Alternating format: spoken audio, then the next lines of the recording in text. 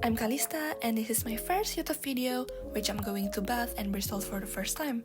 The trip is just going to be 2 days and I'm staying over at my auntie's house, and firstly I will go to Bath first, which I'm so excited as the city is known for its beautiful city sights. I kinda have a flexible itinerary which I'm just gonna go to the best spots in Bath and in Han for some postcards and unique shops around the street. First up, we're going to Pulteney Bridge, which is a lovely old bridge from the 1700s with small shops on both sides, so it feels like you're walking along a little street. It crosses the River Avon and gives great views of the curved weir below, which make the bridge as one of Bath's most famous sights. For the second stop, we're going to Bath Abbey. It is a large, beautiful church in the center of Bath. It's known for its tall stained glass windows, high ceiling, and amazing stone carvings. Now I'm standing in front of the west door, which is famous as it has carvings that look like angels climbing ladders. Right now, I'm getting hungry, but I still want to go to like a unique restaurant. So now we're going to Sally Land's Cafe as the oldest restaurant in Bath. The building established in roughly 1482, however, it was only turned into the Sally Land's tea room as we know in the 1930s. As you can see, inside there's also a small museum which you can go to the basement and see the original kitchen, including the old bakery oven and period baking tools, which is the same space where those buns were first made. Sally Land served breakfast, lunch, afternoon tea and dinner, often featuring the buns, sweet or savory, preserving a blend of culinary tradition and historic ambience. This is the list of the menu, which I think I'm gonna order their signature bread pudding. Tada! So it's this one. So I ordered their bread pudding and here it is. I'm sorry guys, I don't have a video of me eating, but the texture is really soft and it's not overly sweet, which kinda suits my preference.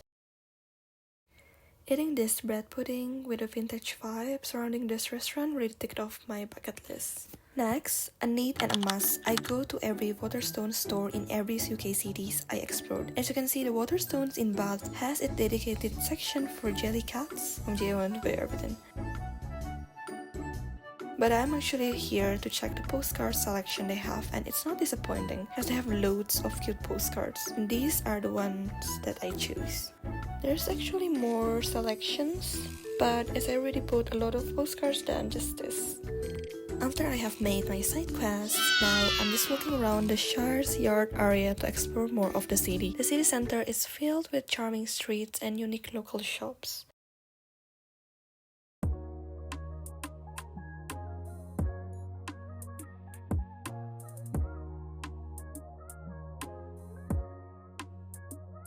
Speaking about local shops, I stumbled into this shop that has been around for 70 years in Bath. This shop has everything from warm, traditional charm and also its wide selection of locally inspired gifts. From classic Bath plushies, books and even handcrafted items. Look at how cute these are. There's also positive messages attached to it. Oh, they also have these cute and unique tumbler designs. If you're looking for a unique shop, I really recommend you guys to come here. Another cute shop of souvenir I found is Bluebells, and I would say this is actually my favorite one. It is a gift and souvenir shop and you can find a broad range of unique souvenirs and gifts that you might not see at typical or usual tourist area shops. When I asked people about this store, they described it as a lovely spot to find souvenirs in the center of Bath. I also would say, aside from the good location, which is in the center of the Bath, the price and quality are seen as good value, with loads of items are being reasonably priced and well packed.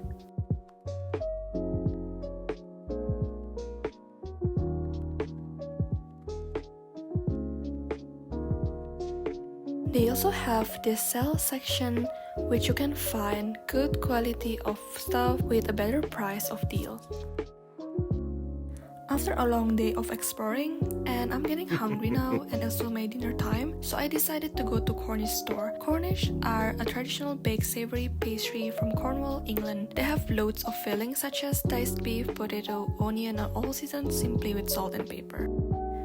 Now I'm back by Pulteney Bridge, but this time I'm in a little park just behind it, and now I'm just gonna go down. I can already feel it feels completely different down there. It's quiet, open, and just really peaceful. The trees are turning all shades of yellow and orange, and the leaves are dripping down onto the path and the grass. You can also hear the river gently rushing past the weir, and from here you get one of the best views of the bridge. Look at those trees. It's a perfect spot to slow down, breathe, and just enjoy Bath in the autumn.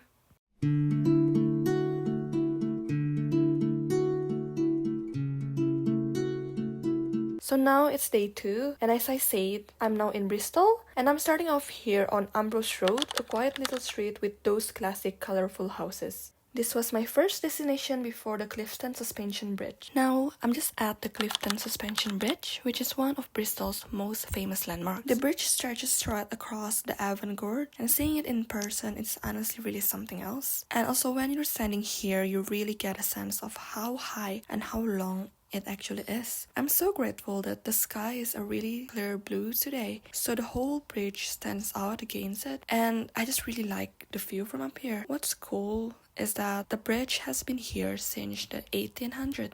It was designed by Isenberg Kingdom Brunel, and even though it took decades to finish, it's become one of Bristol's biggest icons. It's kind of crazy to think people were crossing this exact spot over 150 years ago. It's one of those places where you can just stop for a minute, look around, and just makes you really appreciate the city from up there. Also, when you see these, you might notice there's these locks on the Clifton Suspension Bridge, which are just memory or love locks that usually left by visitors. It's kind of a way to mark a moment or a memory. Some have names, some have dates, and some are just tiny and rusty from being out in the weather for years. It's actually a small thing, but it really adds a really personal touch to the bridge. When you walk past them, it feels like you're seeing all these little stories left behind by different people.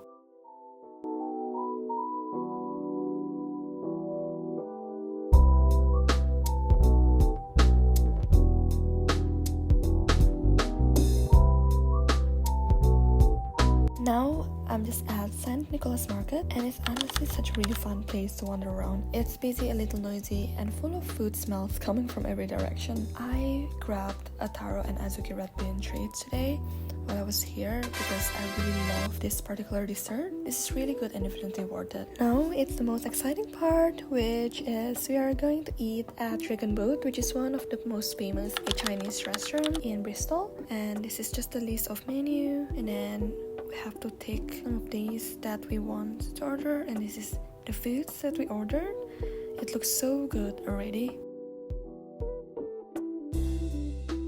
I ordered taro sagu. It's a warm, creamy dessert made with soft taro pieces and little sagu pearls in coconut milk. It's sweet, really comforting, and perfect if you want something filling but not too heavy. Downstairs of the restaurant, there is an Asian supermarket, which is really fun to look around.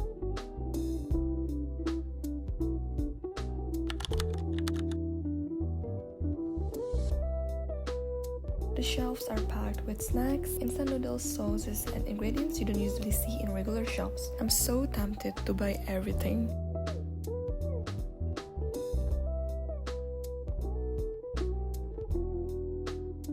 And also, I found this limited edition sake Kit Kat, which I'm definitely going to buy. The last but not least, and to finish it all, I'm back home unboxing the postcards I picked up along the way. Each one feels like a little snapshot of the trip, from the places I visited to the moments I want to remember. It's a really nice way to slow things down and just to end your day, going through them one by one and rethinking about all the journey.